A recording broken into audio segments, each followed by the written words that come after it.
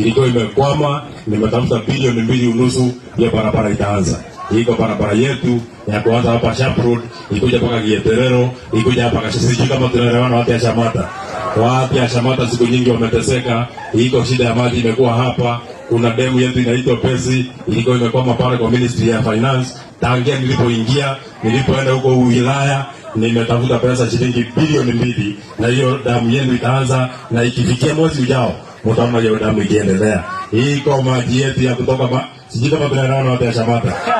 Iko maji yetu ya mahali panaitwa Kilima, ilikuwa imekwama, ilikuwa shida kidogo, imekwama kidogo. Nimetafuta shilingi milioni 600. Maji yenu ya Kilima itaanza. Watu ya hapa Nyandarua, nimesikiza maneno yenu. Nyinyi ni wakulima. Iko shida yenu, mnauza maziwa pesa kidogo.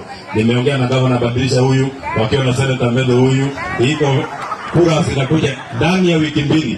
Iko kura 30 nitakuwa nimeleta hapa Nyandarua. Sijui kama tunaelewana na watu ya Nyandarua. Watu ya hapa Shamata, siku nyingi mimi najua mmekuwa mkiteseka kwa sababu ya nyumba. Mmekuwa mkiishi nje, na kuanzia mwaka ujao nimetafuta pesa ya affordable housing. Nyinyi wote mtakuwa mnalala ndani, hamtakuwa mnalala msituni kama wanyama. Sijui kama tunaelewana na watu ya Shamata. Shamata oye. Leo kana tihuo. Nituraiguithania. Ngai ni mwega. Hende ciothe.